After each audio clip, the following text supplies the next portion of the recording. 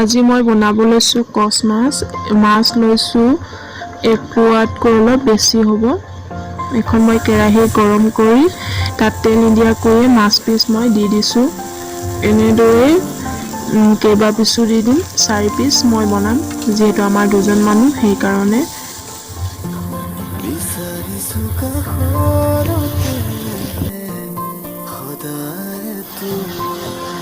এয়া চাওক আপোনালোকে, মাছ পিছৰ পৰা কিমান ধুনীয়াকৈ তেল ওলাইছে আৰু বেলেগ তেল ব্যৱহাৰ নকৰিলেও হৈ যাব।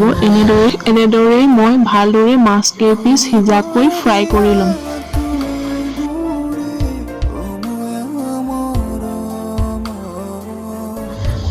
মাছখিনি লুটি কৰি ভালদৰে সিজিব দিম আৰু সিজাৰ পাছত এখন প্লেটত উলিয়াই ল'ম।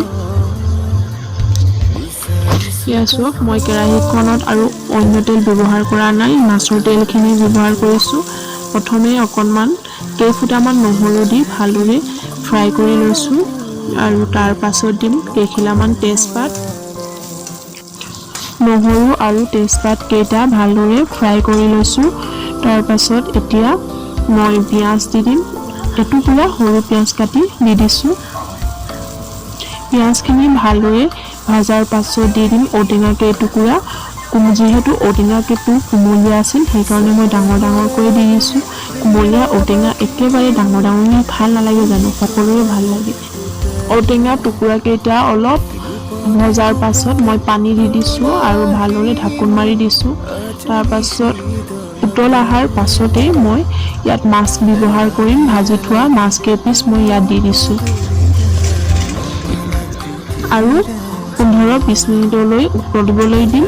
আৰু সিমানতে আমাৰ কচ মাছ আৰু ঔটেঙাৰ জোলখন আমাৰ টেঙা আঞ্জাখন ধুনীয়াকৈ হৈ যাব। তাৰ পাছত আৰু গৰম ভাতৰ লগত পৰিৱেশন কৰাহে কথা। তাৰে শেষত সৰুকৈ কাটি থোৱা অকণমান পিঁয়াজ, কেইখিলামান নৰসিংহৰ পাত আৰু মান ধনিয়া ওপৰত ছটিয়াই দিছোঁ। এয়া আমাৰ মাছৰ আঞ্জা হৈ গৈছে।